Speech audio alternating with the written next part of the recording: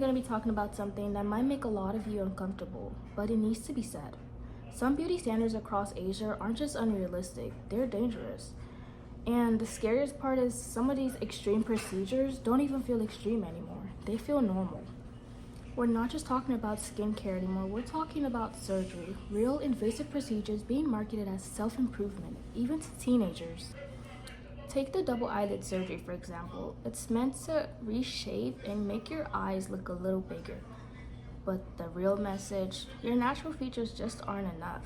Then there's a jaw reshaping surgery that will literally cut and reshape your jaw to make a slimmer face. And this means swelling, long recovery process, and sometimes even nerve damage. And for what? A trend? And we can't have all of that without nose implants, because nose bridge implants aim for a higher, sharper nose, but risks include infection, shifting, and sometimes even rejection.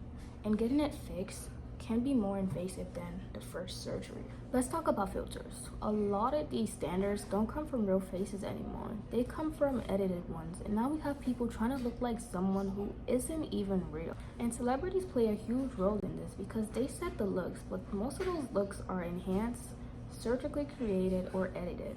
So people compare themselves to something that isn't even natural. And these are all major medical procedures being treated as small beauty upgrades. And when you start seeing them everywhere, it starts to feel normal, even expected. And it's no longer about feeling better or looking better. It's about keeping up, fixing things that you didn't even notice before. And that kind of pressure hits young people the hardest. And now for the part that is usually overlooked, family and social pressure. And this is because a lot of times the pressure to change isn't just from the internet, but from the people around you. Comments like your nose would look so much better if you were smaller, or your face would be so much prettier if you were slimmer. And sometimes just, why don't you fix that? And they're said so casually, like it's normal, like it's helpful. But over time, those comments stay with you and they make you notice things you never thought were a problem before. And when things like that keep happening, it stops feeling like a choice and more like you have to do it. And here's the truth. Most of these surgeries are high risk and low real rewards because beauty standards change, but surgery doesn't, and the risks don't either. So you're risking permanent damage for temporary results.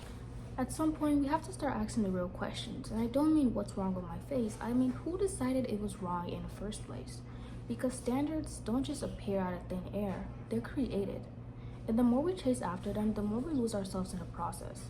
So maybe the real problem was never people just not being enough. Maybe the standard was just never meant to be. Because at the end of the day, standards will always change, but you shouldn't have to. And if fitting a standard means risking your health, maybe it was just never worth the risk in the first place. That's all for today. I'll see you in the next one. Peace.